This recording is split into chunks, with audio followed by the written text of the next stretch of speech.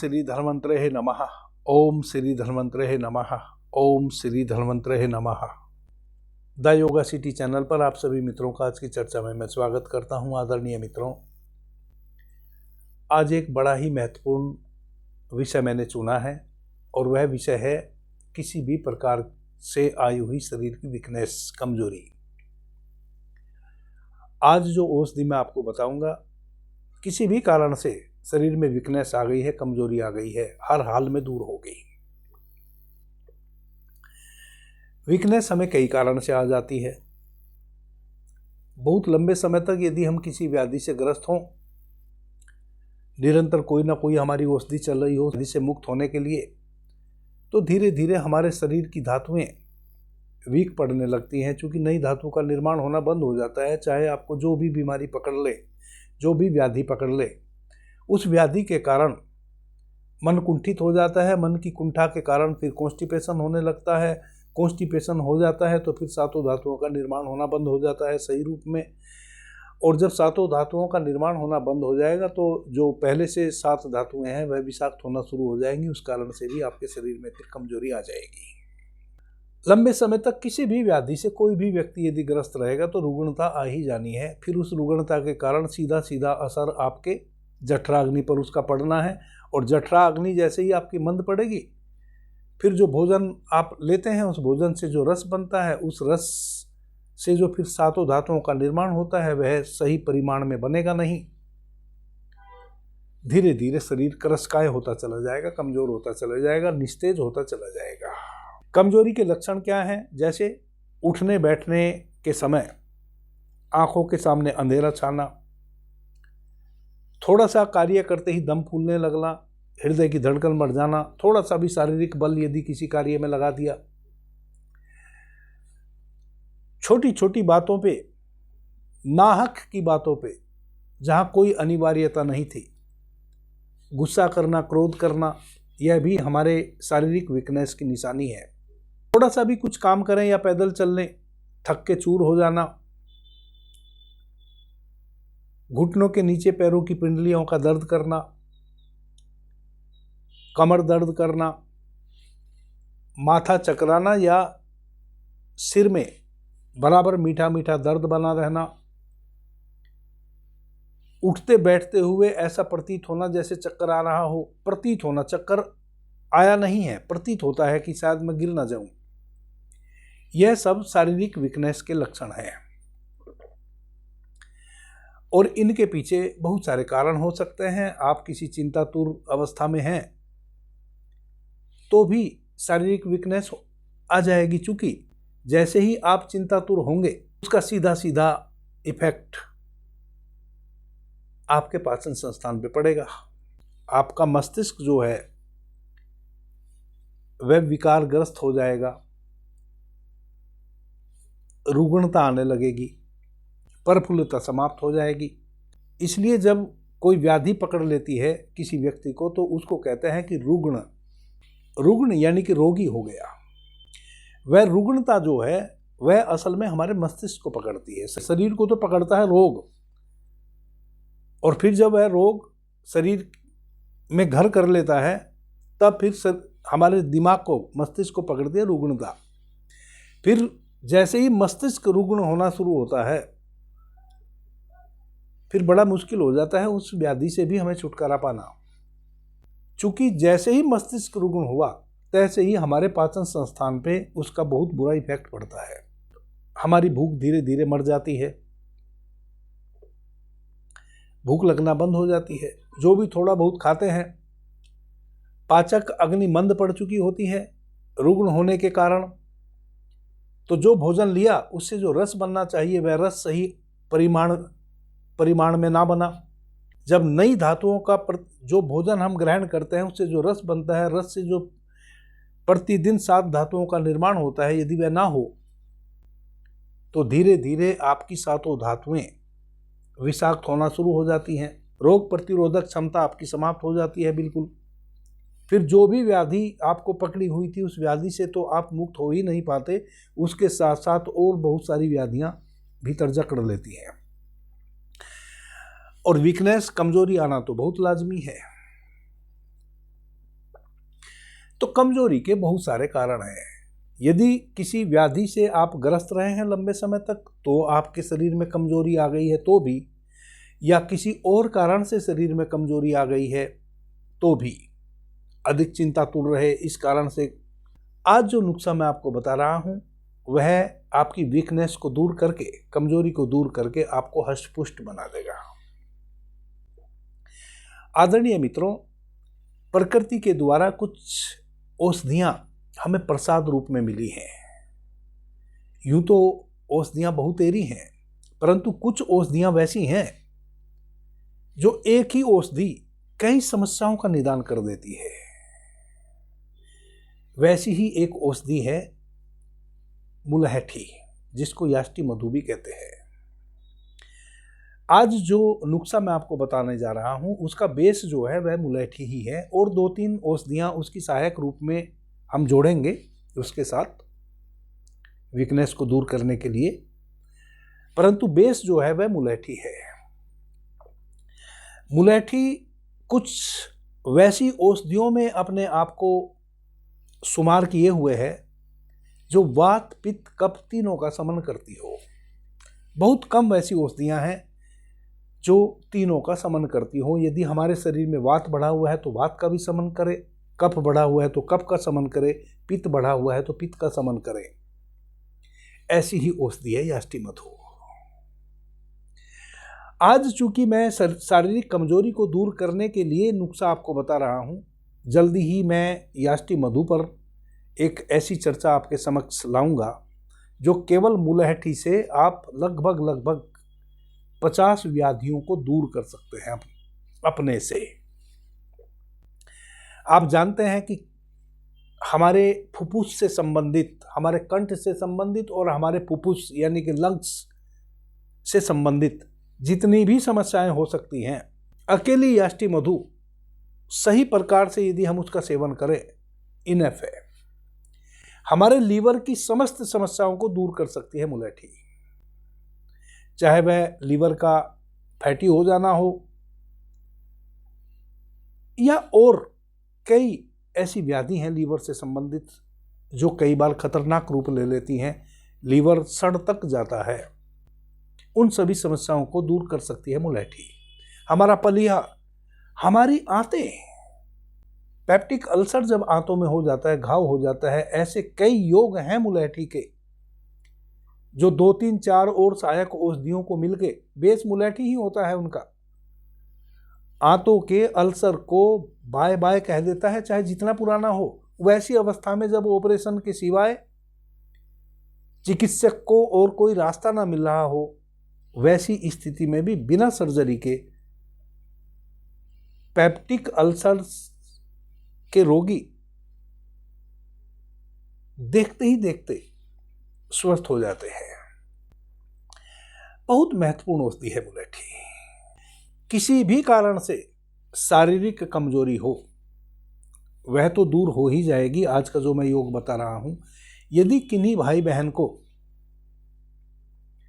कमजोरी तो नहीं है परंतु शरीर हष्ट-पुष्ट नहीं हो रहा है,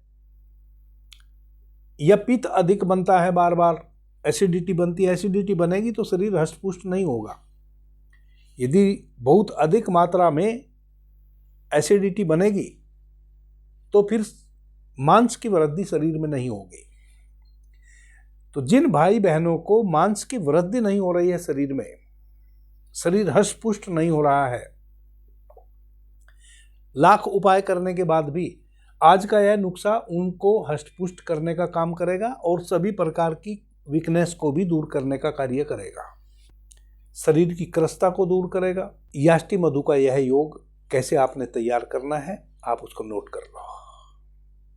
पहले आप कम मात्रा में ही बनाना, फिर जब आपको सूट कर जाए और आपको लगे कि हाँ, जो गुरुजी ने बताया है बिल्कुल वैसा शरीर में हो रहा है, तब आप थोड़ा अधिक मात्रा में बना लेना। 200 ग्राम आप मुलैठी ले आए पंसारी के यहाँ से, उसको अच्छे से धूप में सुखा ले। धूप में सुखा के खूब बारीक उसका डस्ट बना ले, या तो खल में या मिक्सी में।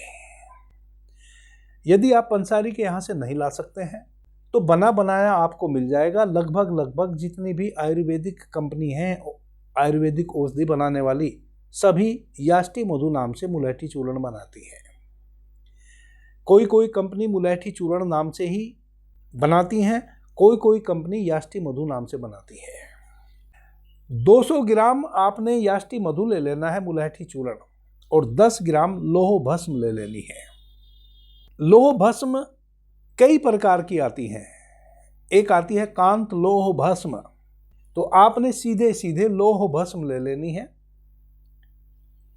और याष्टि मधु ले लेना है। तो 200 ग्राम याष्टि मधु और 10 ग्राम लोह भस्म, 3 ग्राम अबरक भस्म ले लेनी है। अबरक भस्म भी कई प्रकार की आती हैं। एक तो अबरक भस्म साधारण आती है, एक अबरक भस्म शतपुटी आती है, और एक अबरक भस्म सहस्त्रपुटी आती है। तो आपने बिल्कुल साधारण अबरक भस्म 3 ग्राम ले लेनी है। इन तीनों औषधियों को एक साथ बारीक पीस के मिला देना है। अब यह जो मैं बारीक पीस के मिला देने की बात कह रहा हूं, यह तो चूंकि पीसी हुई ही आएंगी। आपने याष्टि मधु भी पिसा हुआ ले लिया 200 ग्राम किसी भी कंपनी का, लोह भस्म भी पिसी हुई आएगी और अबरक भस्म भी पिसी हुई आएगी। परंतु चूंकि आपने इनको एक साथ मिलाना है, तो सबसे पहले आपने क्या करना है कि खरल ले लेंगे। एक चीनी मिट्टी की एक खरल ले लें या मार्बल पत्थर की, उसमें लोह भस्म को डालें। लोह भस्म को डाल के उसको कम से कम 100 टाइम, भले वह पिसी हुई है परंतु फिर भी आप 100 टाइम उसको खरल करें। उसके बाद आप उसमें अबरक भस्म डालें। जब अबरक भस्म डाल दें तब फिर उसको 100 टाइम खरल करें। पहले आपने लोह भस्म डाली, लोह भस्म को 100 टाइम खरल किया, अब लोह भस्म में ही 3 ग्राम अबरक भस्म डाल दी, अब फिर वापस से आपने 100 टाइम उसको खरल किया। अब उसमें 1 चम्मच याष्टि मधु डाल दीजिए, याष्टि मधु चूर्ण यानी कि मुलैठी चूर्ण डाल दीजिए खरल में। फिर उसको 100 टाइम घोटिए आप। अब 1 चम्मच याष्टि मधु, 10 ग्राम लोह भस्म और 3 ग्राम अबरक भस्म, तीनों मिलके एक रस हो गई। जब ये तीनों मिलके एक रस हो जाए, तब आप बाकी का मुलैठी चूर्ण सारा उसमें डाल के और खरल कर दीजिए। उसके बाद फिर बाकी जो मुलैठी चूर्ण आपके पास बचा है, वह सारा का सारा उस खरल में डाल के और 100 टाइम उसको वापस से घोटिए। यदि आपके पास खरल छोटी है तो फिर उसमें सारा आप डाल नहीं पाएंगे पाउडर, तो फिर आप क्या करेंगे कि एक डब्बा ले लेंगे। डब्बे में जो वह तीनों औषधियां आपने पहले घोटी है, 1 चम्मच याष्टि मधु, 3 ग्राम अबरक भस्म, 10 ग्राम लोह भस्म, वह जो आपने 300 टाइम घोट के तैयार कर ली है, उसको डब्बे में डालिए। और बाकी का जो याष्टि मधु चूर्ण आपके पास बचा है, चूंकि 1 ही चम्मच आपने लिया है, वह भी उस डब्बे में डालिए और उसको 100 टाइम ऐसे ठोक ठोक के हिलाइए, 100 टाइम। तो वह सारा का सारा चूर्ण एक रस हो जाएगा। इस प्रकार से आपने इस औषधि को तैयार करना है। इसी प्रकार से तैयार करना है यदि आपने इस औषधि का संपूर्ण रूप से लाभ लेना है। बस यूं ही मिला के नहीं रख देनी है। आदरणीय मित्रों, एक बात का हमेशा ध्यान रखें, जब भी आप किसी भी आयुर्वेदिक औषधि के साथ किसी भस्म का प्रयोग कर रहे हों, चाहे वह भस्म कितनी भी सूक्ष्म हो, फिर भी कम से कम आपने उसको लाके 100 टाइम घोटना चाहिए।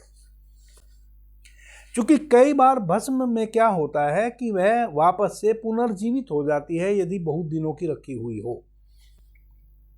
जब आप उसको 100 टाइम वापस से घोटते हैं तो वह अणु अणु में फिर से टूट जाती है और ज़्यादा सौम्य बन जाती है। जितना आप अधिक घोटेंगे उतनी ही वह अधिक सौम्य बनती चली जाएगी। वरना तो लोह भस्म आप सेवन करेंगे, आपका जठरा अग्नि पहले से ही कमज़ोर है, वह उसको डाइजेस्ट भी नहीं कर पाएगी।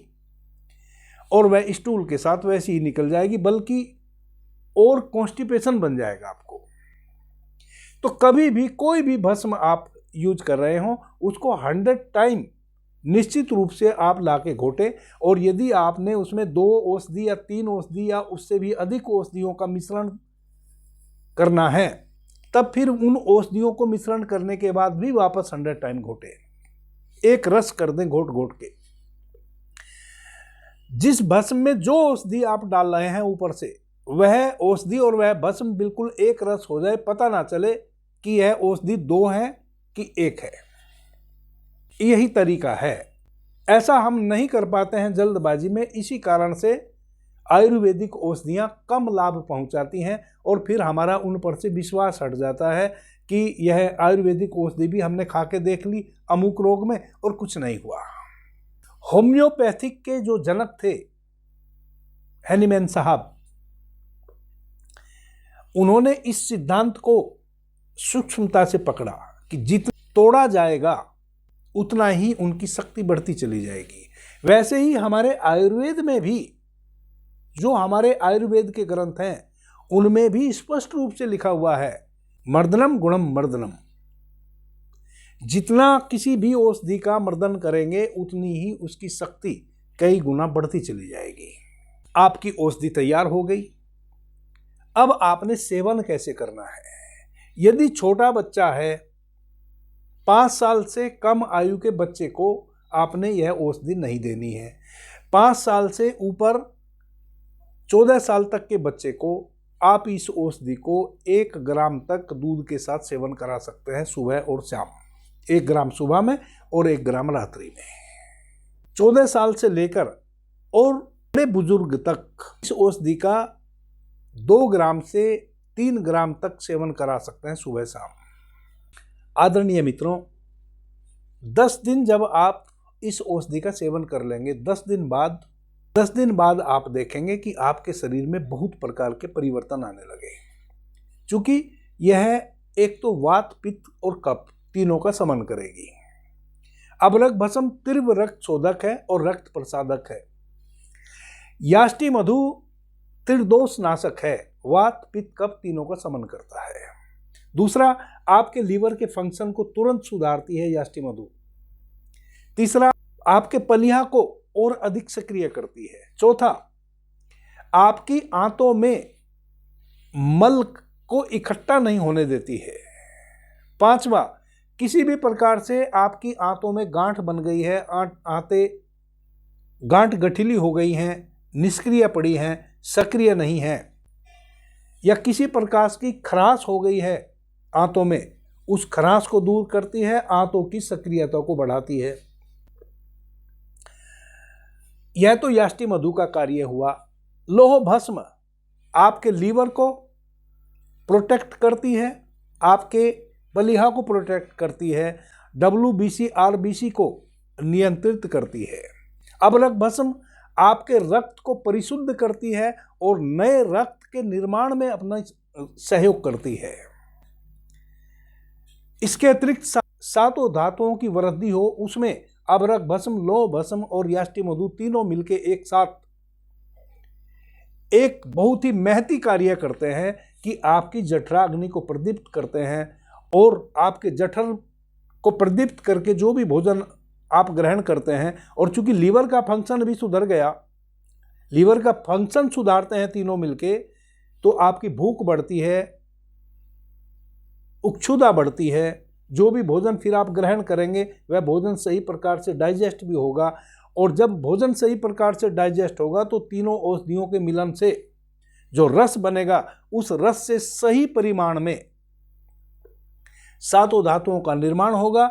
और यदि पहले से आपकी 7 धातुओं में किसी भी एक धातु में किसी प्रकार की कोई विकृति है, उस विकृति को भी दूर करेगा। देखते ही देखते मात्र 10 दिन में आप पाएंगे कि आपका सौंदर्य बढ़ने लगा, आपकी वीकनेस दूर होने लगी, आपकी भूख बढ़ने लगी, गहरी नींद आने लगी। यह तीनों औषधि मिलकर एक बहुत बड़ा कार्य आपके शरीर में करती हैं, जो आप सोच भी नहीं सकते।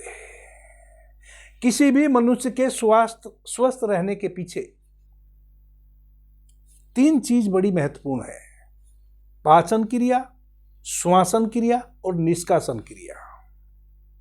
इनमें से कोई एक भी गड़बड़ा जाएगी तैसे ही आपके शरीर में नाना प्रकार की समस्याएं क्रिएट होने लगेंगी और फिर आप निरंतर चिकित्सकों के यहां नंबर लगाते घूमेंगे। याष्टि मधु, लोह भस्म और अभ्रक भस्म तीनों के योग से आपकी श्वासन क्रिया सुधरती है, क्योंकि यह आपके लंग्स को बहुत शक्ति पहुंचाती है, जिस कारण से वह जो आप थोड़ा सा चलते ही थक जाते थे, श्वास फूलने लगती थी, हृदय की धड़कन बढ़ जाती थी, वह बढ़नी बंद हो जाएंगी 10 ही दिन में। तो आपकी श्वासन क्रिया सुधर गई। पाचन क्रिया, सही प्रकार से पाचक रस बनने लगेगा, यानी कि आपके लीवर का फंक्शन सुधरेगा तो आपका पाचन संस्थान स्ट्रोंग होगा। निष्कासन क्रिया, आपकी आंतों की चाल आपकी आंतें यदि सही नेचुरली चलने लगे तो कॉन्स्टिपेशन हो ही नहीं सकता। कॉन्स्टिपेशन होने के पीछे सबसे बड़ा कारण तो आपकी आंतों की शिथिलता ही है। या तो आप बैठे रहने का बहुत अधिक काम कर रहे हैं, या यदि आप किसान हैं, मजदूर हैं, तब आपके पास समय ही नहीं है। आप सुबह का नाश्ता करते ही हल लेके खेत में चल दिए, या एक मजदूर कुदाल लेके खेत में चल दिया। जाते ही किसान खेत में लग गया, कुदाल चलाने लगा, हल चलाने लगा। फिर दोपहर का भोजन किया, 10 मिनट रेस्ट किया, फिर काम में लग गया।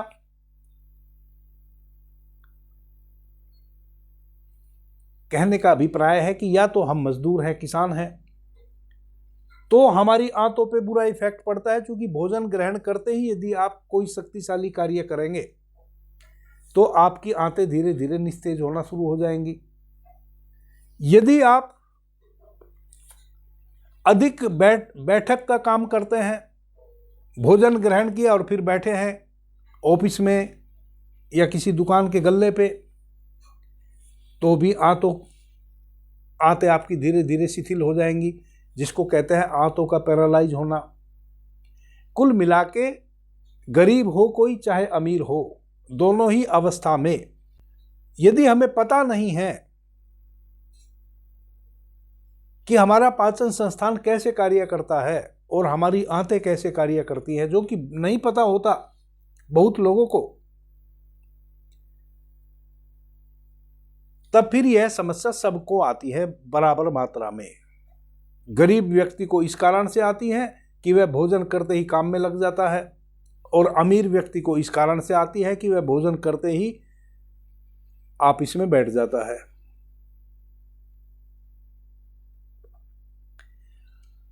भोजन ग्रहण करने के बाद हमेशा हमें 10, 20, 50 मिनट लेटना चाहिए, चाहे कोई मजदूर हो, चाहे कोई ऑफिस में कार्य करने वाला कर्मचारी हो। परंतु वैसी व्यवस्था हमें कहीं मिलती नहीं, जिस कारण से हमारी आंतों पर एक बोझ बन जाता है और फिर वह आंतें अपनी चाल खो बैठती हैं। धीरे धीरे उन आंतों के चलने की जो गति है वह शिथिल होनी शुरू हो जाती है। किसी भी कारण से आंतों के चलने की गति यदि शिथिल हो गई है तो यह जो उपाय मैंने बताया, यह जो योग मैंने बताया है याष्टि मधु का, आंतों की चाल बदल जाएगी, वापस से आंतों में सक्रियता आ जाएगी। जब आंतों में सक्रियता आ जाएगी तो आपको गैस बनना, कॉन्स्टिपेशन होना यह दूर हो गया। जो भोजन आपने ग्रहण किया है, उस भोजन से जो रस बना है, सही स्थिति में आंतें आपकी उस रस को चूसेंगी। तो यह एक ऐसा अद्भुत योग है जिससे आपकी श्वासन क्रिया भी सुधर गई, पाचन क्रिया भी सुधर गई और निष्कासन क्रिया भी सुधर गई। 10 दिन में रिजल्ट आना शुरू हो जाएगा। यूं आपको कम से कम 3 महीने इस योग का निरंतर सेवन करना चाहिए। कम से कम 3 महीने लगातार इस औषधि का आप सेवन करें। किनको इस औषधि का सेवन नहीं करना है? जिन भाई बहनों को बार बार मूत्राशय की पथरी बन जाती हो, या तो मूत्राशय में या किडनी में बार बार पथरी बन जाती हो, उनको इस औषधि का सेवन नहीं करना है। बाकी और किसी के लिए कोई परहेज नहीं है, सभी कोई इस औषधि का निसंकोच सेवन कर सकते हैं।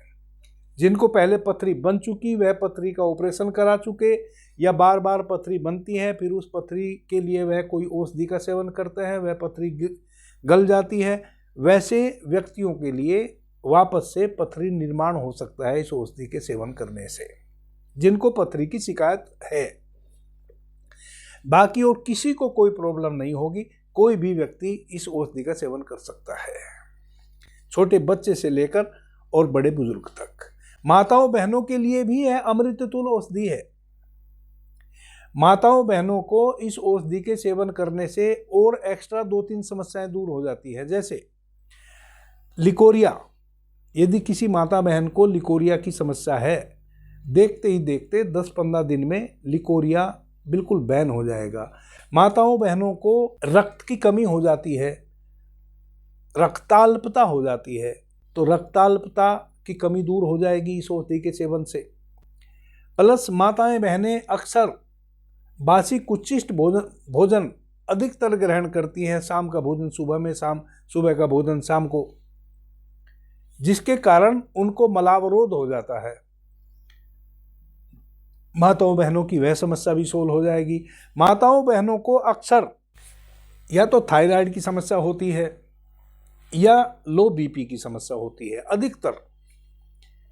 तो यदि नया नया थायराइड की समस्या, मैं ये नहीं कह रहा कि थायराइड इससे ठीक हो जाएगा, परंतु यदि अभी कुछ ही दिनों से थायराइड की समस्या आपको आई है तो थायराइड को भी ये बिल्कुल निर्मूल कर देगी, क्योंकि इसमें अबरक भस्म जो है वह थायराइड ग्रंथि पर बहुत अच्छा अपना प्रभाव डालती है। दूसरा, बीपी लो तो किसी कीमत पे रहने वाला ही नहीं है। बीपी तो 2 से 3 दिन में ही सुधर जाने वाला है, बीपी तो 2-3 दिन में ही इंप्रूव हो जाएगा। अभी के लिए इतना ही। आपने मुझे ध्यान से प्रेम से सुना, उससे मैं बहुत अनुग्रहित हूं। सभी मित्रों को मेरा प्रणाम, धन्यवाद। हर हर महादेव।